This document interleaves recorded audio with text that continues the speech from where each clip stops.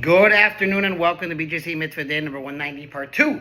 Using the Sefer HaChinuch, Mitzvah Day keeps your soul on its way. This mitzvah is entitled The Prohibition to Reveal the Ervah, the nakedness of one's mother, found in the book of Vayikra, the third book, Parshas Acharei. Nachmanides Ramban takes issue with the Rambam's rationale, which we mentioned yesterday. However, the Ramban of blessed memory stated that this rationale offered by the Rambam, Maimonides, is exceedingly weak.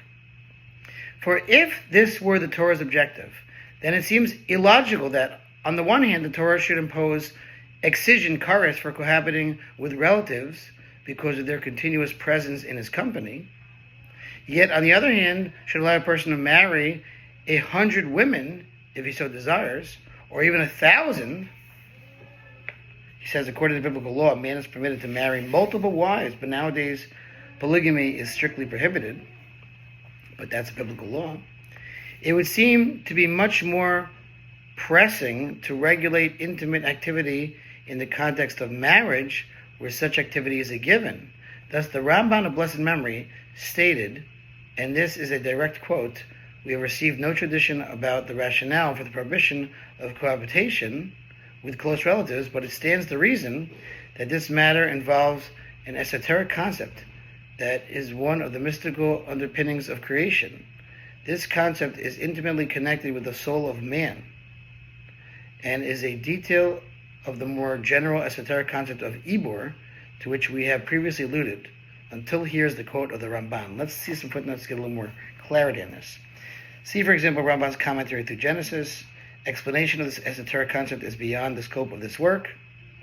The Ramban emphasizes that the prohibition of arayas are in the category of chukim, decrees of the king, whose true purpose and benefit is hidden from the masses and known only to those well-versed in esoteric knowledge. In the same way, a wise flesh and blood king who understands the needs of his kingdom will issue decrees that he knows are beneficial, yet will reveal their benefit only to its close ministers.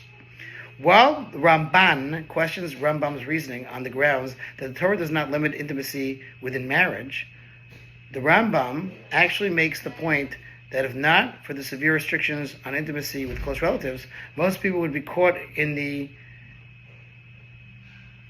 fancy word here, quagmire, I'm not sure I'm pronouncing that right, of constant incestuous relationships.